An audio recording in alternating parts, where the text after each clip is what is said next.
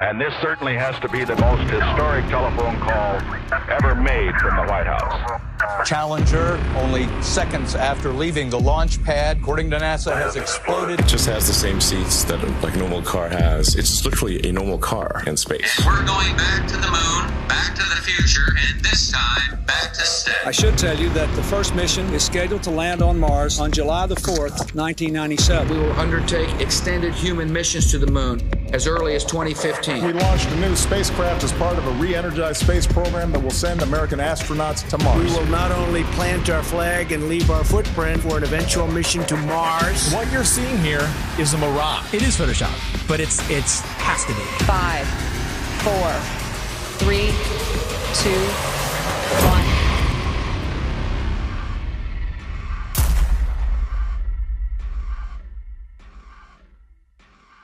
The one thing globe believers need to understand is that you don't just take the spinning ball Earth and flatten it out and put it back in the heliocentric model. Like it's just the only misfit planet and it's flat and the rest of the planets are round. No flat earther has ever said that. No flat earther will ever say that because it's not what we believe. The Earth isn't a pancake floating in outer space, and you will never hear a flat earther say that. And if you would ever actually take the time to study it for yourself or hear a flat earther through, then you would find that it's much different and things would actually make more sense. They've got the narrative control to where anyone that goes to search for this, they're gonna see pancakes floating up in space, you know, and it turns people away. Or they see a snow globe. A snow globe out in the middle of space with water falling off the sides, and they're like, what is this? It turns them away. The mainstream agenda was to push their false narrative, all these hit pieces on flat Earth. 2016, 2017, that was pretty much the end of the YouTube era where we could actually find real evidence, real content. Any search engine, the algorithms are suited to their favor. You're gonna see all the hit pieces, you're gonna see all the stuff that's there to debunk flat Earth. So it's just, it's almost impossible to get the real information. YouTube played their part in it, and not just cherry picking which videos they wanted to show, but deciding whether or not they wanted you to subscribe to somebody. So on several occasions and with several different content creators, I'd press the subscribe button to then find out several days or several weeks later that I couldn't find that content creator, assuming they'd either been deleted or they'd been censored beyond belief. And of course they had been, because my subscription that was previously made was no longer there. And I know that I hadn't unsubscribed to anybody. And then resubscribing, you'd find again that down the line that the same things reoccurred. There's a major campaign by Google and YouTube and all of these corporate lying companies to discredit the flat Earth. Why do they have that disclaimer under every video dealing with the topic of flat Earth, that it is an archaic, antiquated, outdated model that the ancients used to believe in? Of course, the ancients were stupid. They didn't know how to build Gothic cathedrals, and they didn't know how to build cities and pyramids. The problem is, people that think that flat Earth is stupid think flat Earth is stupid because they're thinking of a stupid flat Earth. And they ridicule and make fun of flat earthers. It's absolutely ridiculous. Since 2015, the content providers for flat Earth have had a living hell. We have been ridiculed, we have been trolled, we have been censored beyond belief by YouTube. It's really difficult to get the truth out there. YouTube controls the algorithm. Who owns YouTube? Google. These are these big corporations that came in and said, the flat Earth is getting way too big. People are finding this out. We don't want them to find this out. This will just completely destroy our agenda that we've worked so hard for. We're losing it because of our own technology that we created. So they had to get involved. Withholding information and knowledge is a form of control. Now, for new people coming into the subject, if you research flat Earth, the Google analytic will give you government hate propaganda against the flat Earth truth. If you go to Google and try to find anything flat Earth related, then the first thing that's going to pop up is the Flat Earth Society. And that is something that has absolutely nothing to do with this movement. In fact, it's a completely made-up organisation in order to deter anybody looking for some sort of truth. so that you'd first of all get to that page, you'd see these ridiculous accusations and this spinning disc illusion that's going upwards in space that I can assure you nobody believes in. If the globe model was as strong as they claim to be, then there wouldn't be so much concern with anybody talking about a stationary Earth model. Now, everything's fine in court until somebody walks in with a load of shit on you. Everything's fine until somebody out there has evidence that's going to prove you guilty. And that's when you start acting suspicious. That's when you start panicking. That's when you start putting damage control out there, which is inevitably what these bots are, what these trolls are on social media, and of course the algorithms. This is just a new lie that was started in the 20s, and even before then they weren't really teaching anything about the world and where we were. It was just common knowledge. One of the main arguments that globe believers come at you with is we've known for 2,000 years. Aristophanes figured it out with his sticks and shadows. Well, Aristophanes may or may not have been a real mathematician. He figured out the shape of the earth. That would have made him the Michael Jordan of mathematicians, but nobody ever mentioned him in a book until the mid-1900s. What's crazy is I've talked to some elderly people and they've told me that back in their day when they were in school, they didn't even learn about people like Copernicus or Galileo.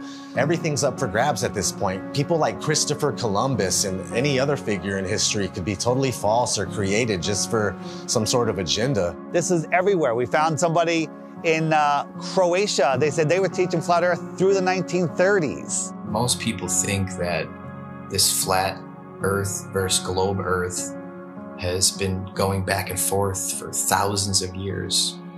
No, it has not. This is a brand new deception.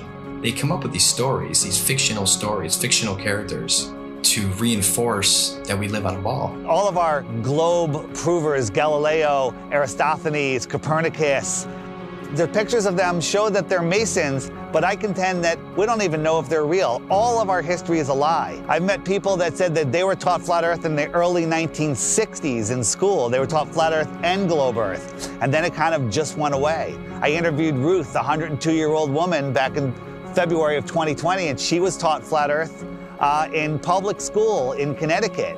Tell me your name. Ruth Heath. Ruth, and how old are you today? 102. 102. So you were born in 1918. 1918.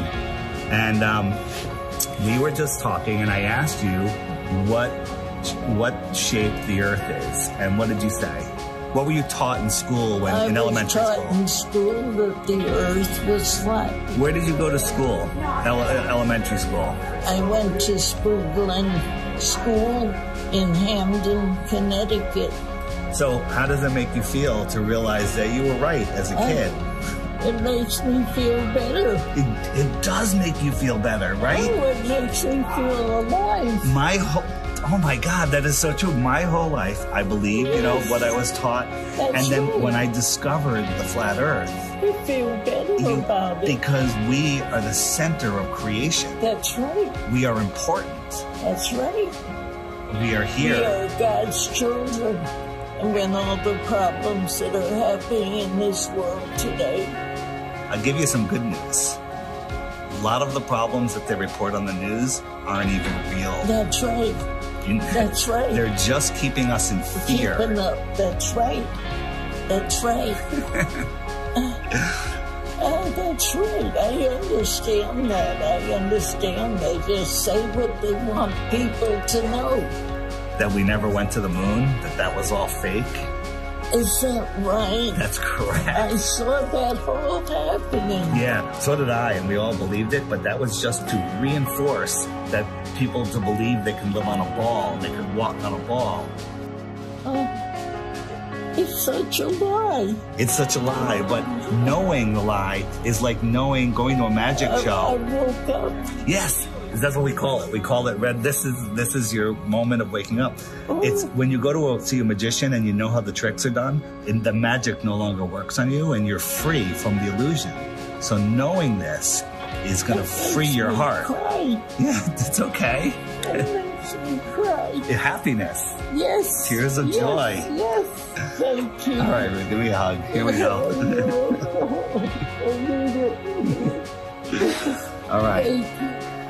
Rockefeller seems to have a role in this. He started the General Education Board and continued being involved with the educational system. The fact of the matter is, the people that have been in control, they're in control now, and they're going to continue to be in control, whether they pass it down or change the name, whatever it may be. But yeah, I mean, whenever Rockefeller's name is tied to something, it's always something to question, that's for sure. That's a huge red flag for me, that they can come in and change everything we know, all of history, and turn it into deception, and keep teaching the deception over and over and over again until it becomes the norm. The same man who said that he wanted a nation of workers and not a nation of thinkers.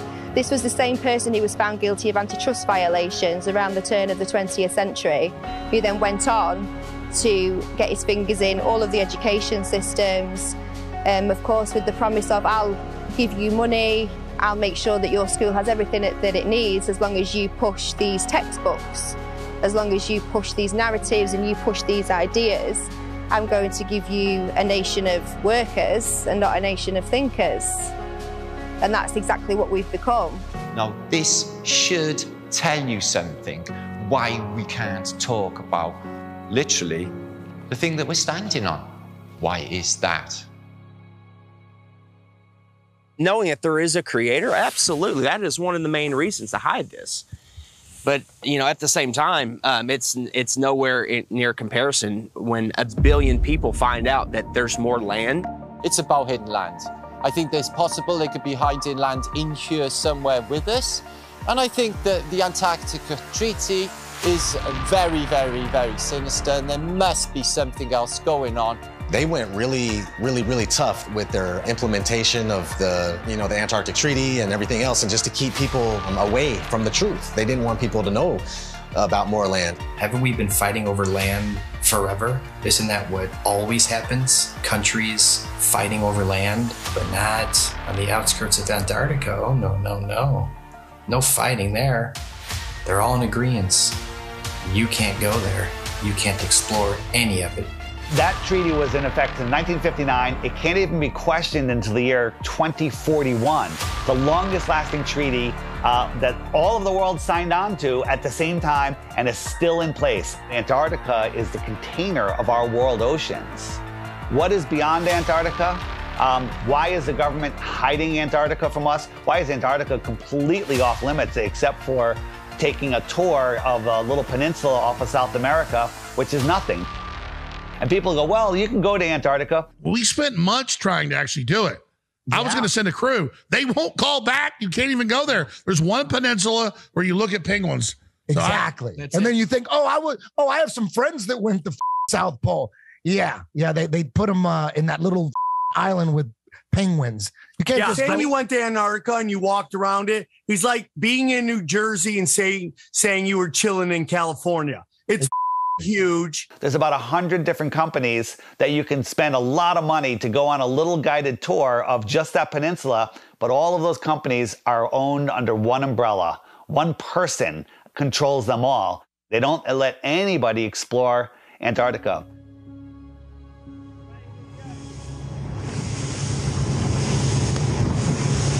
We'll be a international headline in about 5 minutes. Australian Navy ship shoots. Facing our way. Bad boys, shield. Is it? The turret is turning our way. The turret's turning at us. Boy, we should hide Adrian in case they think we're trying to.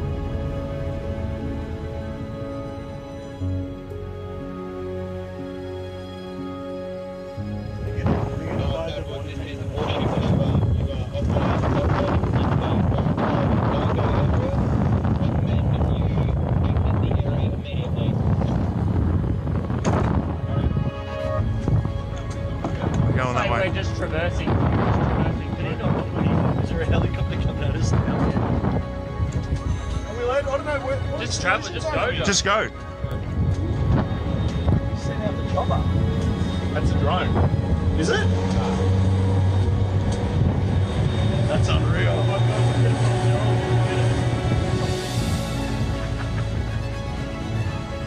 When people say, why the lie? One of the main answers is they're hiding more land. What if we can truly become free. The whole reason for this is because of more land. Because think about it, if there's more real estate, if there's more resources, natural resources, if there's more food for our starving children, if there's more space, more room for us to get away from the trafficking, if there's places where we can go and other civilizations we can be a part of, where they don't charge you for water, they don't charge you for free energy, they don't charge you for property taxes. What if there is more land? Nobody can go explore Antarctica, period. Because if humanity found out there's more land, then the heliocentric theory is gone. They can't start adding more continents on the bottom of a ball. It's just, they wanted it silenced right away.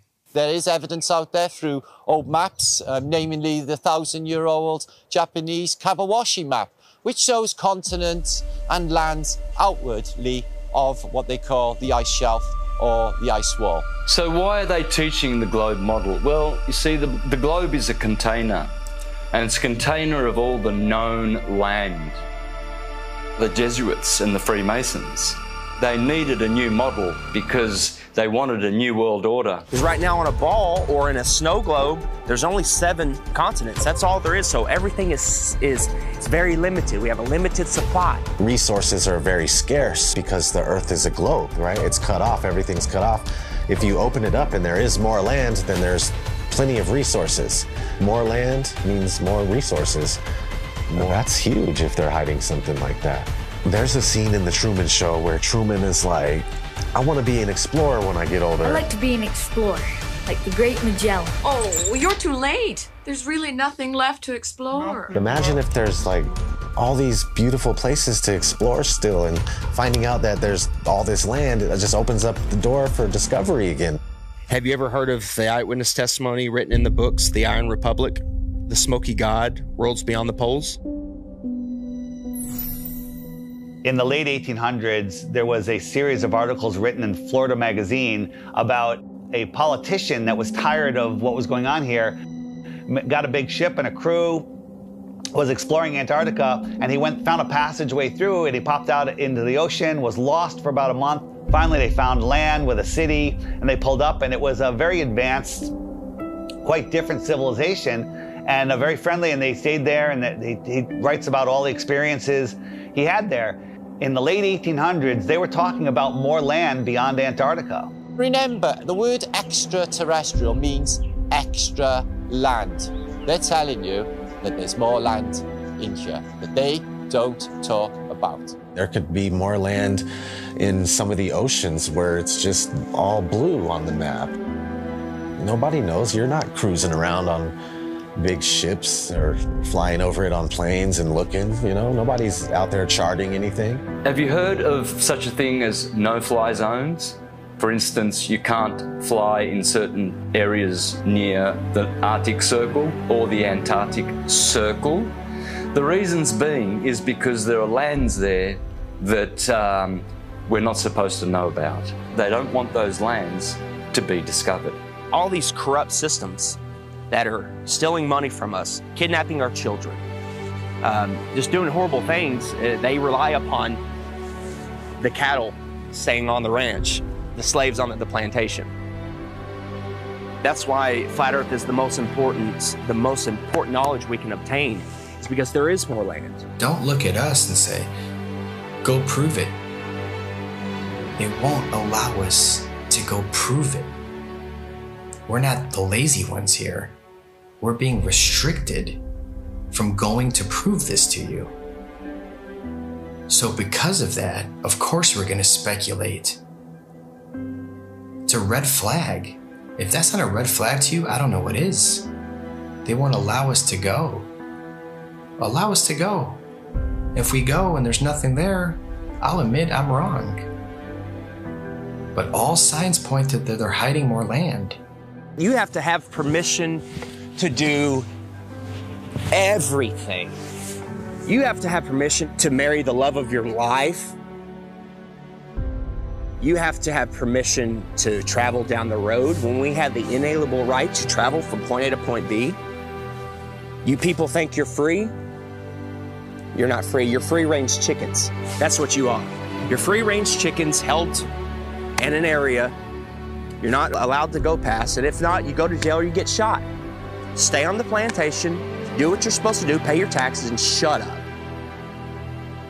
Right?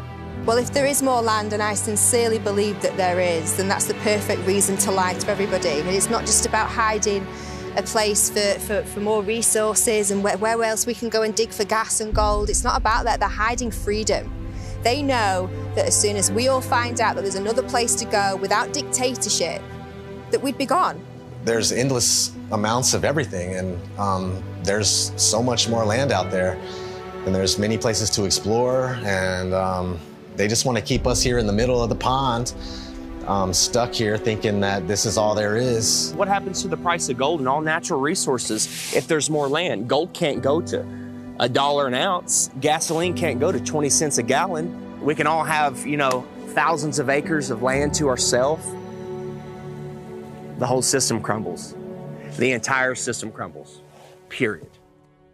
On the other hand, we have the North, which is also off limits. I went on my first official trip. I was going with my father and my grandpa Sinclair up to the North Pole.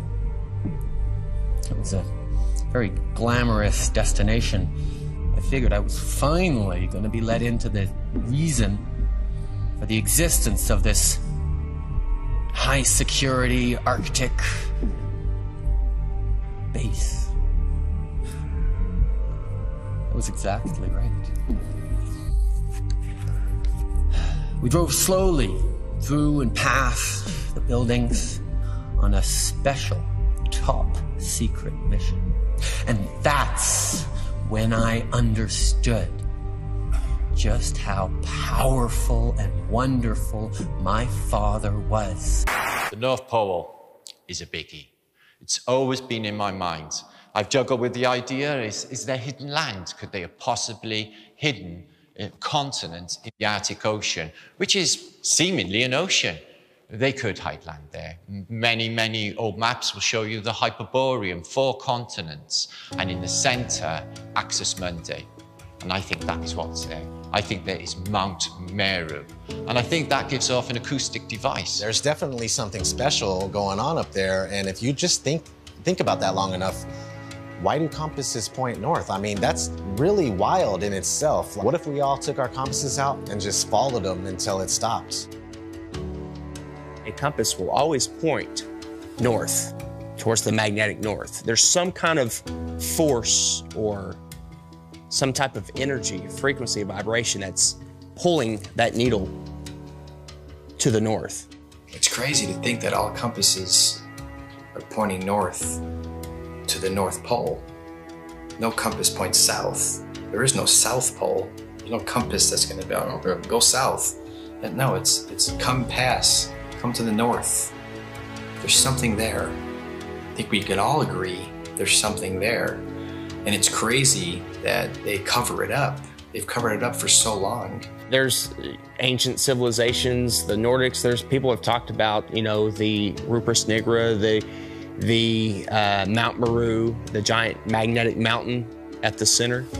An entire magnetic mass or a mountain that is strong enough to make everybody's compass point north. When I was a kid in school, they showed us a National Geographic video of the guys that were getting to the North Pole, and they just basically made it look so horrible and miserable and dark and cold that no kid ever in his life would go, hey, I want to go to the North Pole. So if you watch any documentary about the North Pole or anybody venturing to the North Pole, all you're gonna find is some dude mobbing on an ice sheet, and he's got a little device in his hand. He's like, 3, 2, 1, North Pole. And that's not the North Pole, man. That's I just don't know what this is. It's a map. My father showed me a map like this once. Inside this circle is your world and my world. Many others. No one knows how many. The Dark Tower stands at the center of all things. And it stood there from the beginning of time. And it sends out powerful energy.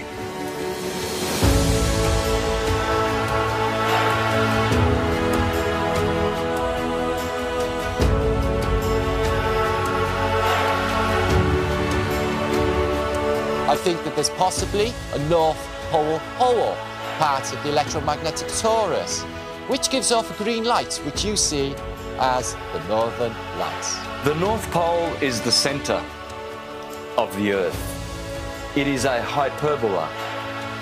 Because we live in a toroidal field solar system, there must be a plane of inertia intersecting it in the middle, and there must be a hyperbola, hourglass, in the middle. In the Srimad Bhagavatam, Canto 5, it calls this Mount Meru. And why are we not allowed to go anywhere near there? Well, simply because you cannot go there. It is a magnetic toroidal hyperbola.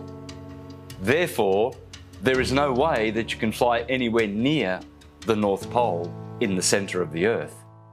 Admiral Richard Byrd said he found more land in the north as well as the south. There's a book called The Smoky God of a father and son that ended up finding more land in a race of giants with technology beyond your wildest imagination. Cartographers have charted, maps with land in the center, where all compasses point. There's just a lot of evidence pointing to more land. So yeah, 100%, I would put my life on it. There's more land at the north. It's just as heavily guarded as the south. Can't go check the north and yeah, let me go check. I'll take some pictures and videos and come back. You're not even gonna get that close. You're gonna be turned around, the same as the south. All the way up until the 1600s, they had 4 land masses around the North Pole region. And right after the 1600s is when it slowly started disappearing until finally it was all gone.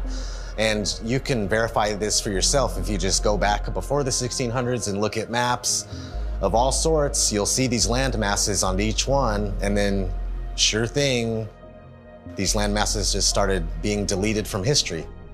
So what are they hiding at the North Pole?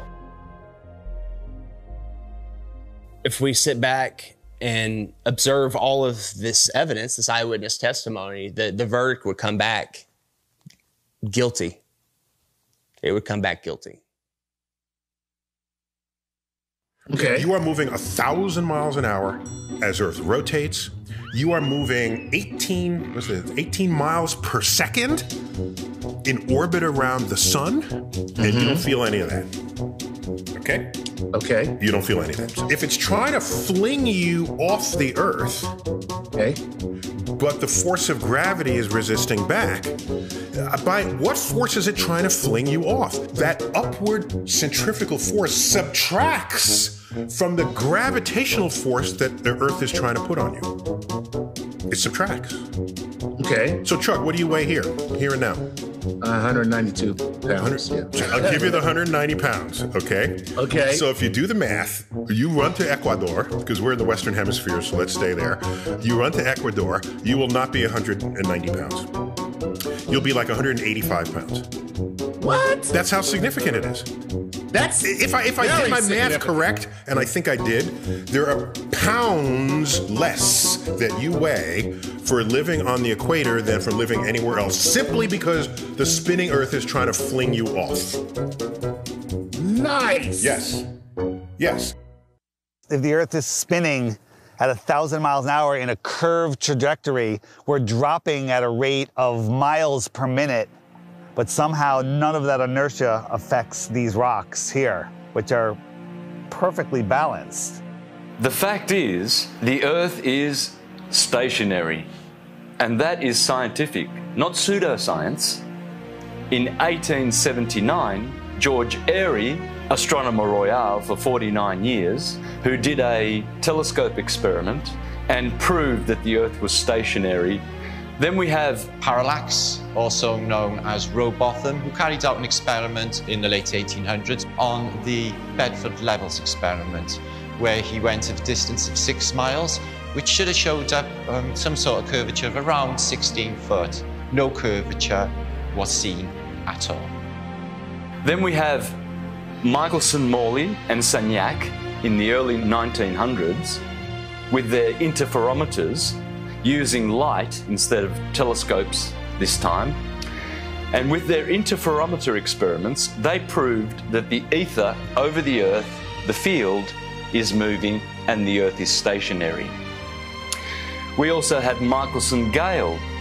They did an experiment in the 1930s and proved that the Earth is stationary. One of the greatest science experiments of all time, in my opinion, is from Marconi. Marconi, in 1901, set up transmitters to send radio waves, like signals, wireless signals across the ocean, Atlantic Ocean, okay? So he has one set up in Europe and one set up in Canada, okay? And they're sending signals, I think the letter S was the first one, boom, whew, and it worked. Almost 2,000 miles across the ocean, they got the signal.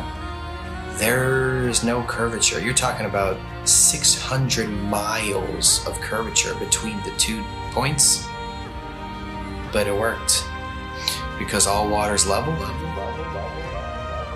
don't even know if he was trying to talk about that at the time. It was just more about his technology that he was coming out with. And have you learned about that in school? No. Then we have Pierluigi Ghina, a colleague of Marconi, and before he died, he showed people in his laboratory how the Earth is stationary. You can go to my channel, Mr. Astrotheology, and you can see videos of Mr. Pierluigi Ghina proving in his laboratory with strobe lights how you can prove quite easily that the Earth is stationary. Every scientific experiment throughout time looking for axial rotation or curvature has proven the opposite. They don't teach this in schools. Any observation, when you go outside on a calm morning, you can see a perfectly glass lake. And your senses will tell you that, nothing is moving. We, stationary Earthers, we have science, real science, on our side, and the globies have pseudoscience. In fact, all they have is Einstein saying, I have come to believe that no optical experiment can prove that the Earth is moving. And yet, the Earth is moving. Science! Yeah, Albert Einstein. I always recommend people go watch Albert Einstein in his interviews. He's reading cue cards.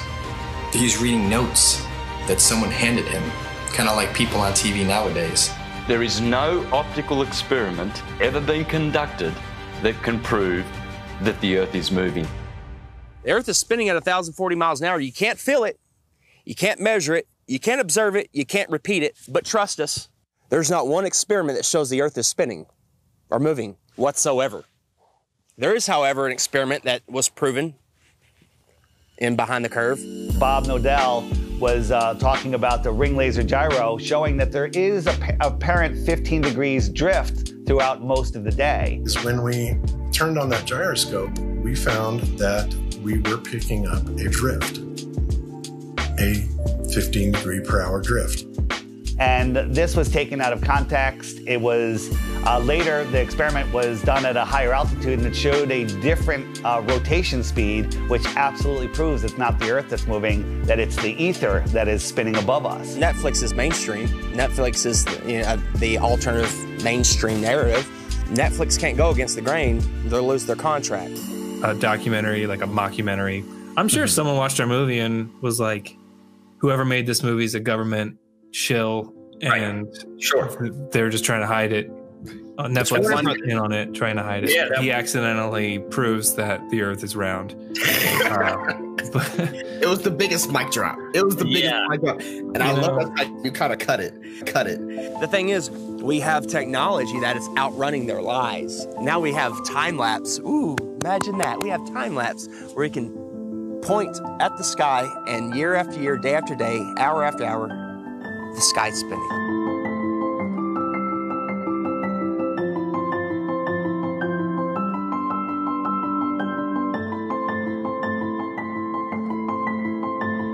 Every day there should be different stars random stars in the sky if we are traveling at 650 million miles an hour, which is Mach 870,000. Do you really believe that every year we move through space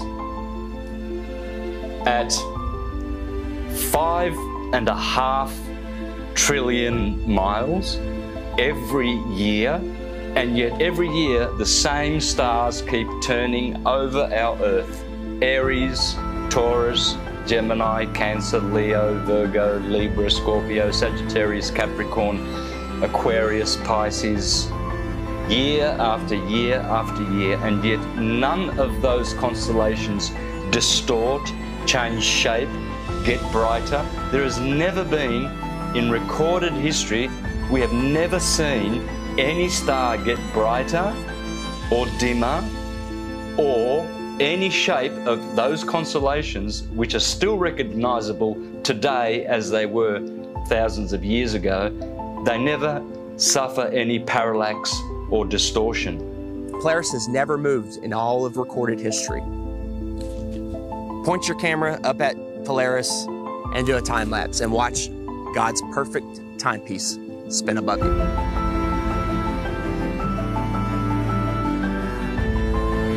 And we move 5,694,000,000 miles through space every year.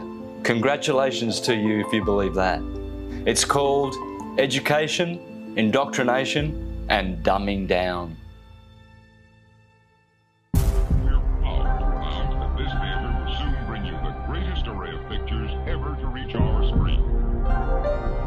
If you look back in history, you got Universal, their company. They started off with a logo with a globe in it, but it wasn't until like the 1920s that they actually had the motion one where it was a spinning globe. And they actually had an airplane in the early ones, like leaving a chemtrail that said Universal, which is kind of funny. Nobody has been high enough to even see what it looked like. They were definitely trying to instill the image of a globe in people's heads because obviously early on in the movie industry, they were one of the most popular companies to make movies, so people were going to the theater and seeing this globe.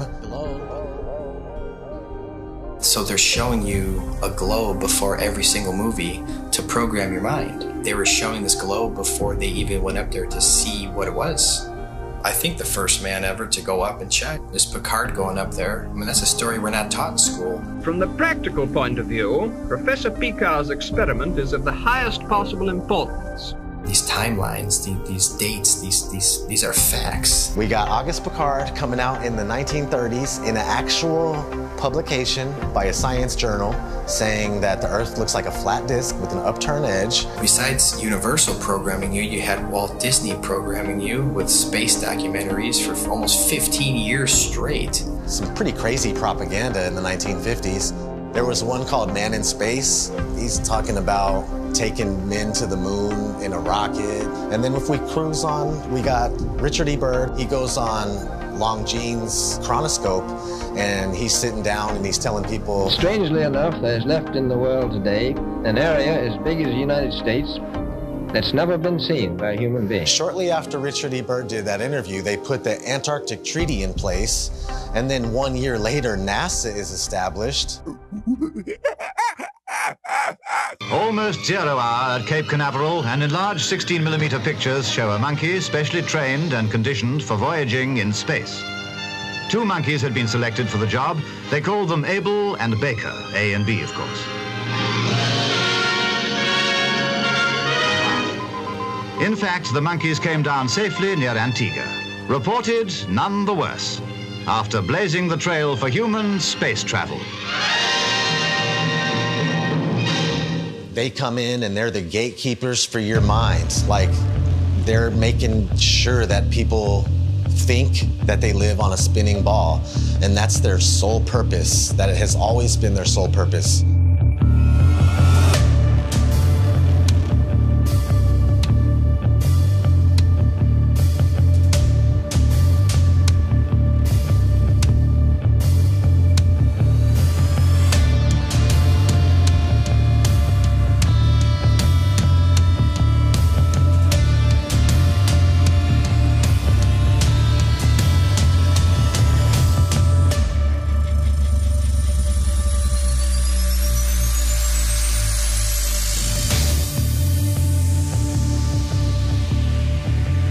That is the magic of engineering. I would wear a mask on my face in a nanosecond, but unfortunately we lost the technology.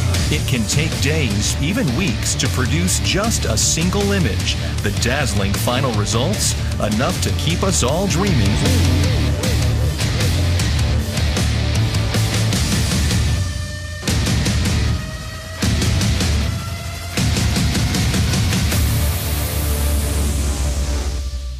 NASA is hiding the frickin' flatness of the Earth. Why? It's okay to say, I have a fisheye lens, right? Because, yeah, fisheye lenses are useful. You know, you get more, you know, in architecture or, you know, realtors use them. But when you're doing it too much and you're not really coming out and saying why, questions build up.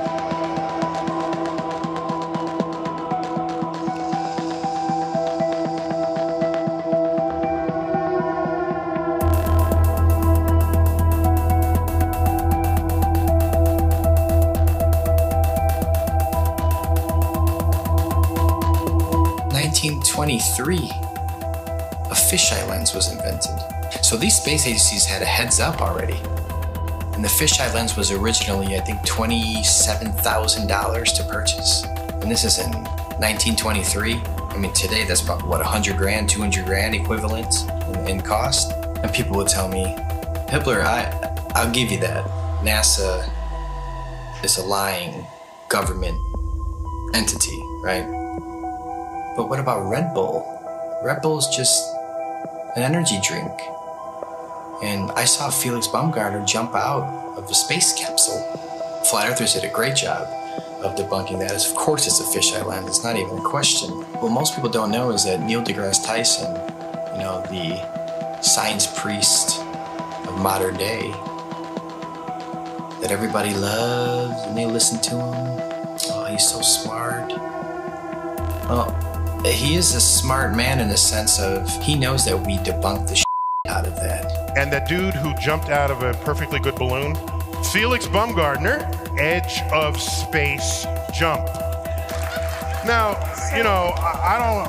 It's he wants to. I don't have a problem if he does it, but the honesty of it would greatly diminish what I think people thought he was actually doing. And not only that, they made sure to photograph him standing there with a really wide-angle lens, which curves horizontal lines. So in the photo, you see this curvature of Earth's surface, and he said, wow, he's in space, look at that. No, he's not. At that height, you don't see the curvature of the Earth. You just don't. That stuff is flat.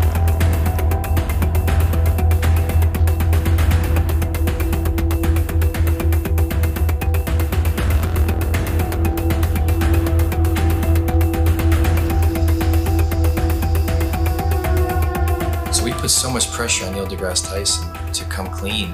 He had to.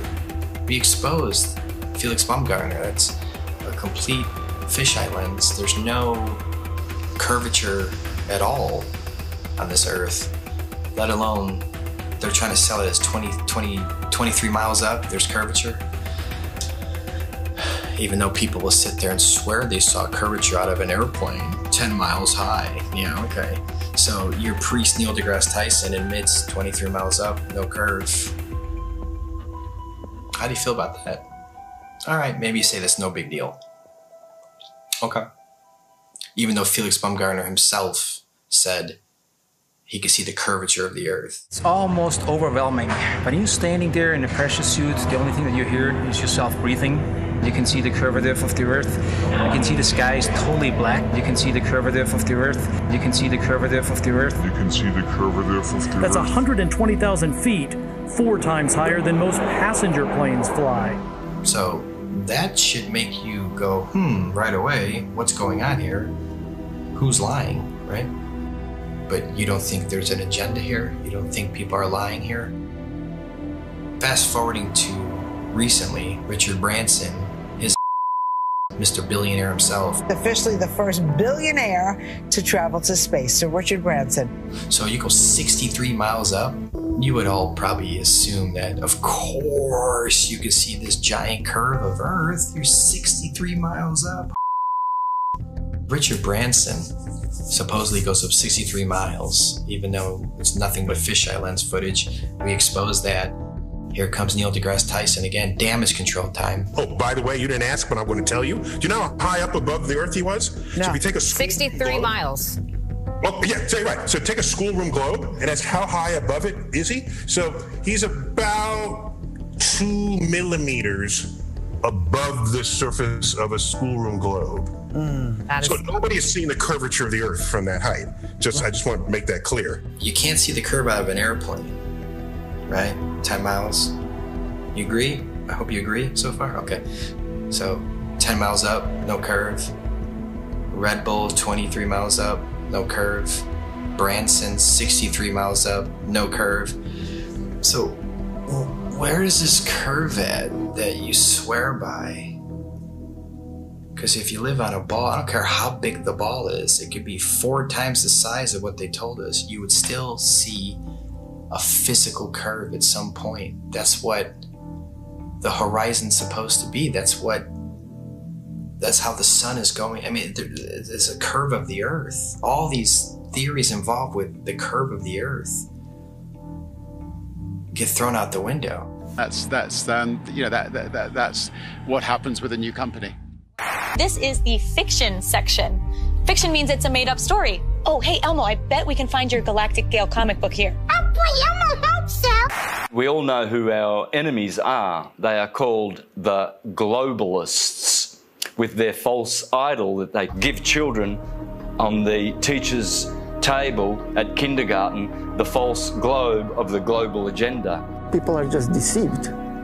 I mean, I grew up from kindergarten. There's a globe. My kids, they graduated from kindergarten and it was a freaking globe. They gave them a globe at graduation to take home like an inflatable beach ball. And I was looking at that thing going, oh my God. We are taught that the earth is a ball before we can talk.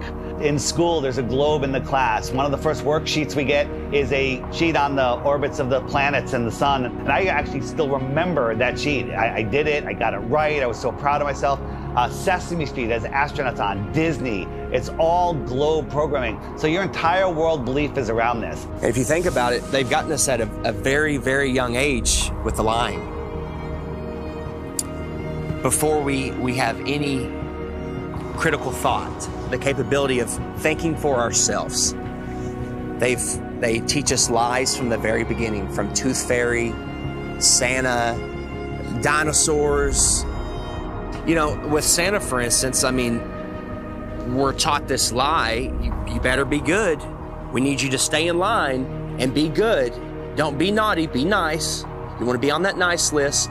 Santa will come and bring you these material gifts, and then fast forward, you find out Santa isn't real. For 5, 6, 7 years, however long the lie went on for, you've been conditioned a certain way, to act a certain way, so you'll fall in line. You'll do exactly what mommy and daddy tell you, what the teachers tell you.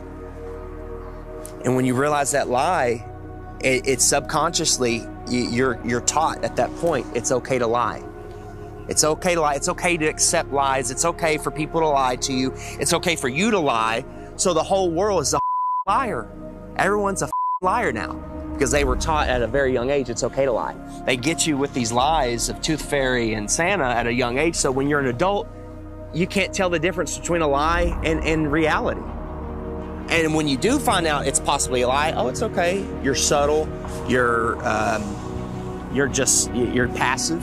You allow the lie because you're used to, it's okay to lie. You've been conditioned your entire life. It's okay to lie. It's okay to be lied to. So when the lie comes out, people are just like, okay, whatever. Got to turn on my Fox News.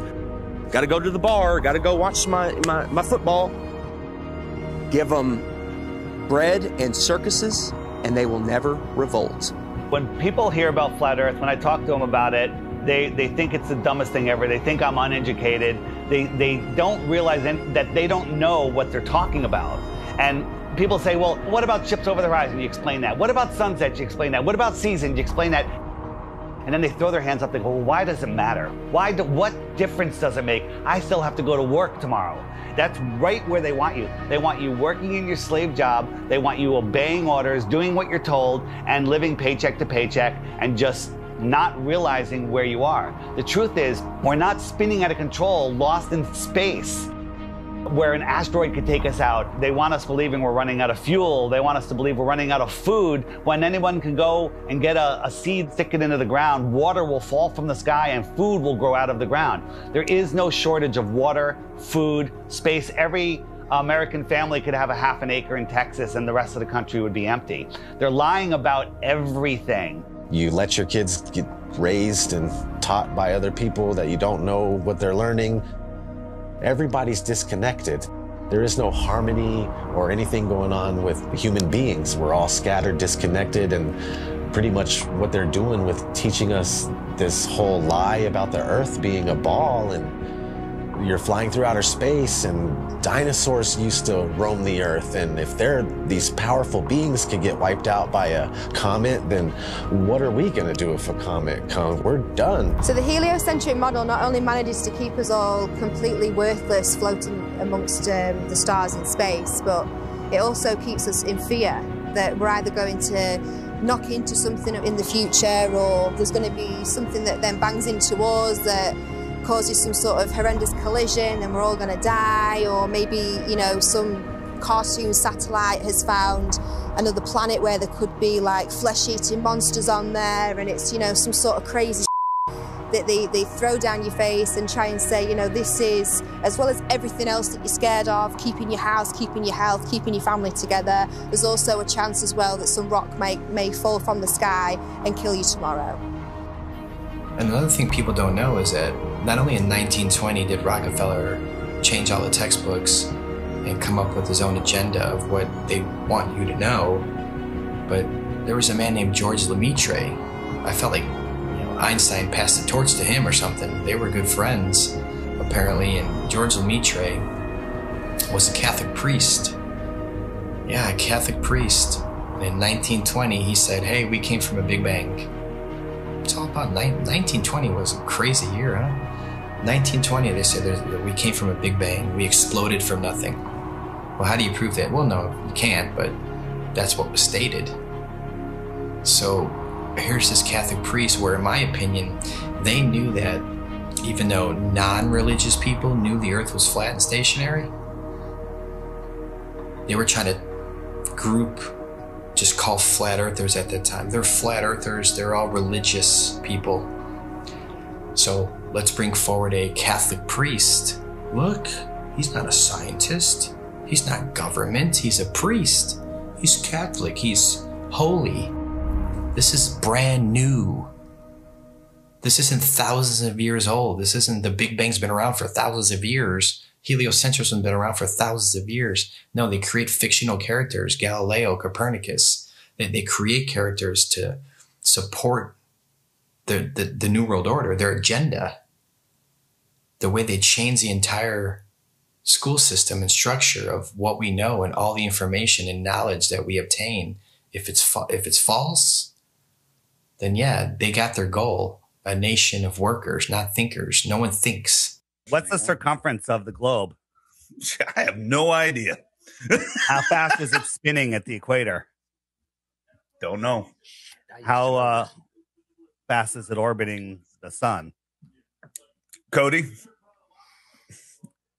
You have glasses on. You should know this. How fast is the sun moving? Man, you're asking some questions I'm not ready to answer. But see, this is the point. You guys laugh at flat Earth, but one, you don't know what flat Earth is, and worse is you don't even know what your own solar system is. They don't know their own model. You can ask them, what's the radius of the Earth? How was it found? What's the speed of the Earth around the sun? How fast is the Earth spinning at the equator? How fast is it chasing the sun? How many miles does it go a year? How far is the sun? Nobody, they don't know any of these things, but yet they defend this and they ridicule and make fun of flat earthers. All the things that I was patronizing and condescending and going, oh, sloughing off, that's not worthy of me. They rose up to eye level. And I remember saying, boy, the world is flat. I'm looking it in the eye. I see further, I see wider, I see clearer. I settled on near infrared, like some of these cameras can be converted to near infrared, you know? So then I started taking photos, and since I was doing a lot of flying, I started going up, and boom, I was actually amazed to see the incredible flatness that you get from high altitude. Everywhere I looked, there was like clues that the Earth is flat. And I was like, this is blowing my mind.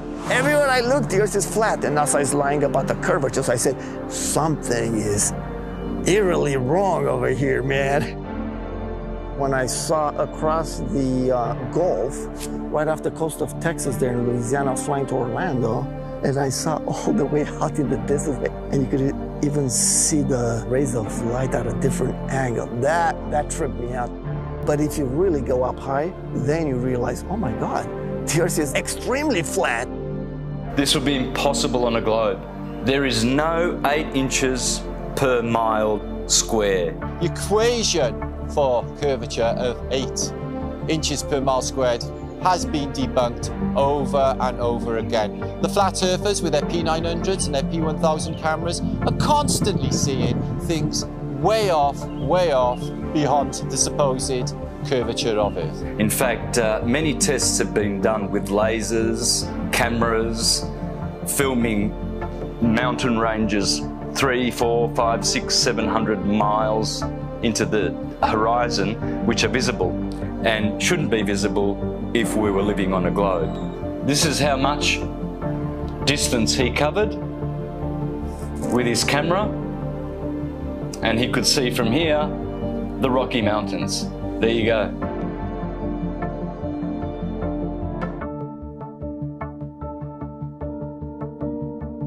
There is no 8 inches per mile square. There's no way you can see 500 miles on the other side of this ball. There's no buildings that are curving backwards. If point A to point B, you're on a ball, you know, they're not gonna be flat up and down like on our flat Earth. They're gonna be like this. There's no tilting. They've measured distances from the base of buildings to the top, level and flat.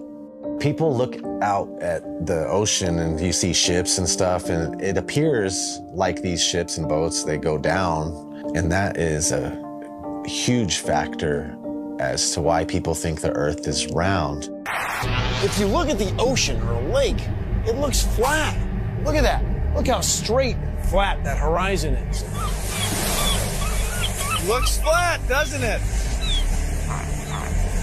See, it looks like a table or a board. Now, once in a while, you might see mountains or hills, but those are just like little bumps on what looks like a flat Earth. As ships sail away, they don't disappear all at once. Now, first, the bottom will disappear. See, the bottom of the ship is gone. Now we can see midway up, and then the whole thing disappears. So people realized that the world is curved. I mean, it's a big curve, but it's curved. That's what we call pseudoscience. You could buy a camera now that zooms times 100, and you could zoom in on these ships and boats leaving your view, your human eyeball's view, pull out a camera and zoom in on it, and suddenly you're back. It's on top of a level surface, still cruising. So the limit of your vision is where the sky meets the ground due to perspective. As they come together, that's the limit of your vision. That's called our horizon. The horizon is optical. If you had a super zoom camera, you can zoom in and make this angular size bigger to reveal small objects that you couldn't see. And then when you zoom out, it goes back together and things disappear into the horizon, not over. We see skylines beyond what we're supposed to see. I mean, the visibility from 100, 200, 500 miles away, it debunks the whole 8 inches per mile squared. Photogrammetry, I think, is one of the best way to convince yourself. You do multiple images of the ground, and then you put it in a software, and you realize how flat it is. You're seeing it yourself. It's your data. Nobody's lying to you. You've taken the data yourself. It's not Jay Tolan that's trying to, troll you. Like some people, they're like, he's trolling people, man. And it's not SpaceX or NASA doing it either. It's yourself. Yeah, it's yourself. You're doing your own experiment. Many times when you're looking out over water, there's waves. Well, those waves will block entire city skylines. If this was a wave right near me, if my face was a city skyline, it blocks just the bottom. But if that wave was closer to you, it blocks much more of it. It's all perspective. And I thought I wasn't going to get anything that would beat this until I found this photo from Grandmere State Park. This is from Joshua Nowicki. And what you're seeing here is a mirage. Typically, we would not be able to see this. This image would be viewable from much, much higher in the sky, up in space. The story has been one of the most viewed stories on our website ever. They say my explanation is a cover-up. A cover-up to their belief that this picture is proof the Earth is flat. The one goal I had was to prove that what people are seeing from the other side of Lake Michigan is not a mirage, that they are actually seeing the city.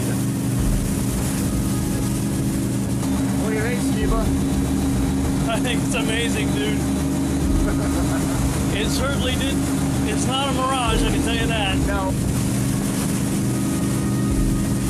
Our focal point was the Sears Tower, Which is also known as the Willis Tower, right? Yes, the Willis Tower. The Willis Tower, and we can see it the entire time. We can see it the entire time.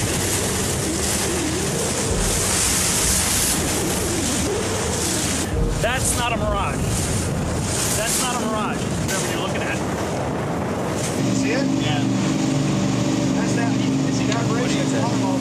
It's not a mirage. That's the proof right here.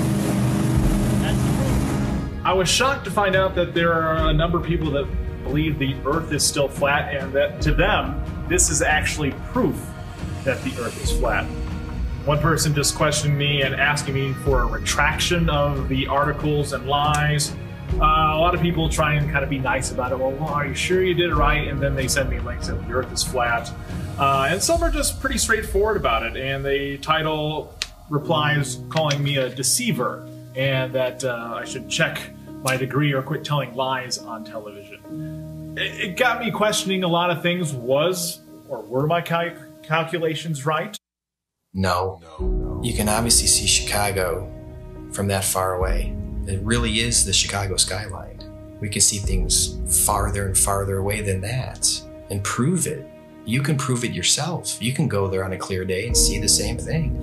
You can go do the same tests and prove it to yourself. That's the best way to do it, right?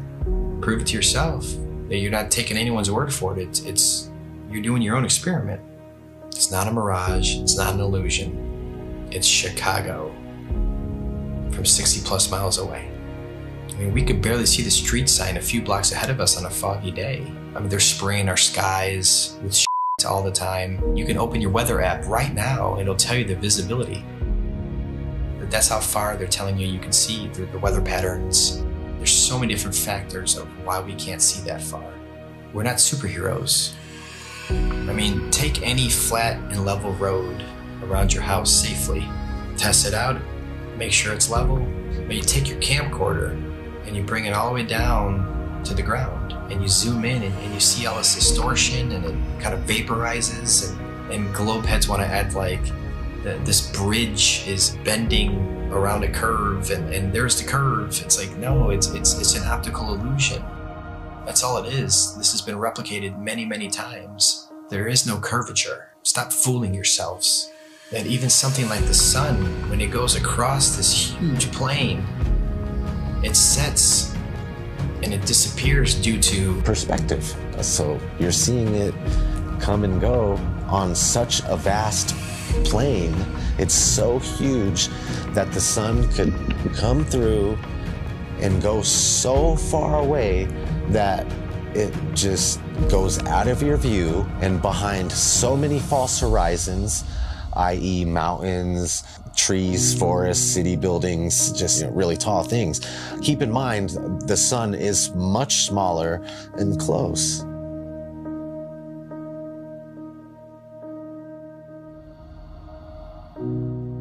This is an intelligently designed and created place. As the sun, moon, and stars are rotating around, knowing that we can only see a certain amount of light, I think like 1%, there's only so much light our eyes can actually see. Unless you're on like DMT, I'm sure you can see way more lights. But naturally, we can't see that many lights in the sky.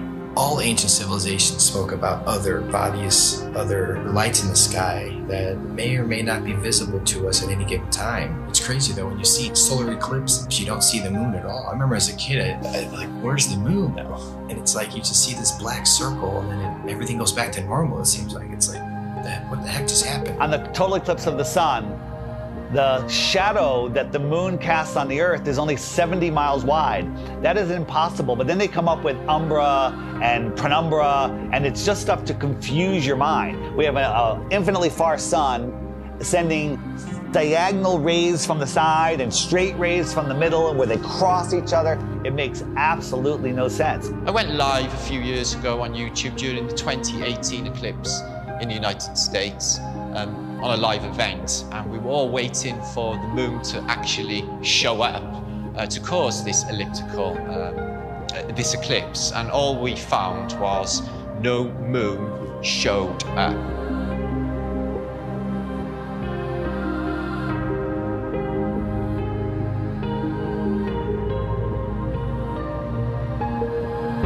So that blew my mind, to think that there was actually no moon visible, yet this effect of the sun literally being covered by an object I had witnessed. Why can't we see the moon approach the sun, eclipse the sun, or exit the sun? And we don't. We just see a black circle eclipsing the sun. We never see it next to the sun. Now people say, well, it's because the sun is so bright. When the moon is totally eclipsing the sun, you should be able to see the features on the moon. You should be able to with a regular camera, with your regular eyes, with an infrared camera, but it has never been seen. There's only been anti-flat earthers that will fake an image and fade it into a picture of the eclipse. There's no video of it. Think about what an amazing video would be if they could film it from the International Space Station or from the moon itself. Never happens, because I don't believe the moon that we see is what's eclipsing the sun. There's lots of ancient mythology about other dark bodies. There could be anomalous bodies up there. They're not actually visible to us. A celestial body that we perhaps can't see, because there's on the spectrum of light, we can only see 1% of all the light rays, gamma rays, X-rays. We can't see these certain frequencies and energies and lights. What happens is the sun is eclipsed by the so-called moon, but it's not the moon, it's actually the north node. There's been, times documented in the past where there's, this eclipse, and the moon's supposed to be eclipsing, and there's no moon anywhere in the sky. Nowhere. Anywhere. And that makes absolutely no sense. So there's got to be another celestial body.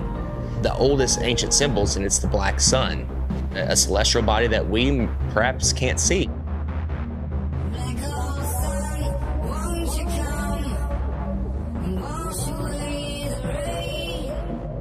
A lot of ancient civilizations always spoke about a black sun. It's like, why are they talking about a black sun for hundreds, if not thousands of years? And that information now is turned into, oh, the black sun is an evil thing. It's like, well, yeah, of course, that's what they're selling it. They're selling it to you as an evil thing to stay away from it. They already don't want you to like the real sun in the sky. They push it so far away. They want you to not care about it. There's a reason it's close to you. There's a reason it's here for us. There might be more suns and moons on the outskirts of Antarctica, on the outer lands. There might be more suns and moons. There might be more suns and moons in our world here, but we just can't see it.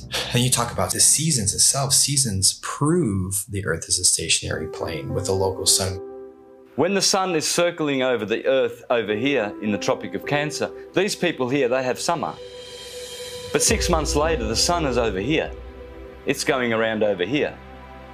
So Australia down here, and South Africa, and South America, now they have summer because the sun is local. It's not 93 million miles away. And the sun and the moon revolving and springing into the center seasonally and then springing back out again. This makes perfect sense than a spinning ball hanging on an invisible skyhook at a degree of 6.66 of a supposed axis, which tilts the Earth. People need to stop defending a theory that they were taught in kindergarten. So at sunrise, every sunrise should be arctically cold, because that is the most severe tilt possible. And to make it worse, in the northern hemisphere, in the helio-nonsensical model, the sun is 3.5 million miles farther away in our summer. But when the sun shows up on the horizon, I can feel the heat on my face immediately. I can get a suntan in June. But in December, at solar noon, when the sun is at its highest point in the sky, I can look up at the sun and barely feel the heat on my face. And also, it's 3.5 million miles closer. The whole tilt thing doesn't make any sense. And when the sun is on this side, it only illuminates this part of the Earth because it's local. And this part is dark, that will be night. So it's quite easy to understand day and night and the seasons and explain them on the flat Earth than it is with the globe model. The sun, moon, and stars are rotating around our heads like a perfect clock, and it goes out of your view as taking the light with it. This is an intelligently designed and created place. The sun does move about 15 degrees per hour through the sky, but when it gets close to the horizon, it kind of stops and it stays there and it moves at a different speed. I filmed this several times with my drone. No humidity and not over water. And it'll just stop and sit there. And then it kind of just fades away as it goes into the distance. But at the same time, because of perspective, I have friends that were down at the beach that saw the sun set 10 minutes earlier from the bottom up. And that's simply because they're looking across a span of water that has a hill with trees, a tree line on it, which is hundreds of feet over their heads. But from their point of view, it's at eye level. And as the sun moves away, it just gets eclipsed by the tree line, which they think is eye level, but it's high up in the sky. Water. It's always flat, always level. So starting at the northernmost point, as far as I can get, of Lake Michigan, and then traveling south, you can see that red line here, that the body of Lake Michigan is 574 feet above sea level, and it's level. There's no change in elevation, there's no curve. This cross-section shows what an undisturbed body of water looks like, and that's level. We know that to be true. There's three properties of liquids. They have mass, they take up space, and they always take the shape of their container. The physics of water is to find and maintain level. So if it's in a cup, to this lake behind me, to the seas, to the oceans, that's why I call it sea level, because it's flat and level. No matter who tries to sell you the idea that water's curving over a ball, it's just not happening. That's the #1 proof right there, just water alone. Water alone proves that the Earth is flat, because water always finds and maintains level, period. Water does not curve. In its temporary state, it's finding its level. Once it hits the ground and finds its level, it remains level. I never even thought of the idea of water maintaining its level, and that alone just like mind-blowing. Like, absolutely, water has to maintain its level. Like, it's always, if it's calm and there's nothing going on, you know, you look at a lake, it's just chilling flat. It has to be. It can't curve. There's nothing you can say or do to ever show water bending or curving. Water needs to be contained. No matter what you do, it's going to remain level. The flat Earth proves beyond a shadow of a doubt the existence of intelligent design, a creator, and we are all important in the center of the universe. Yes, it is absolutely imperative that we know that there is a creator, that the sun, moon, and stars revolve around us, that we have a purpose. We are at the center of the universe. I didn't become a millionaire until I realized I was at the center of the universe. Now I have a purpose. Once you understand that you are at the center of creation, everything changes. And basically, we're unplugging from the matrix. We're unplugging from the heliocentric system. And when you do that, the rulers of this world, you unplug from them. You stop feeding them what they need. They want your fear energy. They want your labor. They want everything from you. And people unknowingly just keep giving it to them. I don't want my children to be lied to, and I don't want my grandchildren to be lied to either. So if this is going to stop, it starts with you and I. You know, they inherit all this stuff. You go to school and they teach you. When I was in grad school, man, I was shocked that most people, most of my classmates, were not really interested in learning. They were interested in passing a class. On the one side, tens and tens of scientists proven that the Earth is stationary and we have nothing on the globe's side, so the Earth is stationary. No one thinks how easy it is to do this, and they pulled it off, unfortunately. But we're here now to completely reverse this, and people hate on us from the left and from the right. Everyone hates on us. Like, shut up with your flat earth stuff. It's not important. It's the most important thing. It opens the door for everything else. You want to know the truth? You have to know where you live.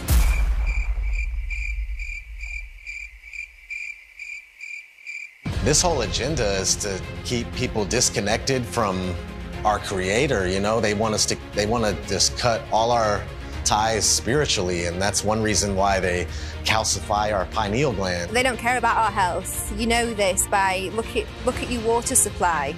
Even the water that you'll drink yourself when you go and buy bottles of it, it's got chlorine in it, it's got fluoride in it. These are all chemical waste products that they then rebrand and put in our drinks and tell you, oh, well, it cleans it. We'll also take away all of the medicine that's kept people alive and well for centuries. And they'll tell you, oh, no, that's not good for you, that's not safe for you. Here's our product, here's our petroleum-based medicine that they've been pushing on us for the past 100 years. And of course, look at people's health, look at the world's health.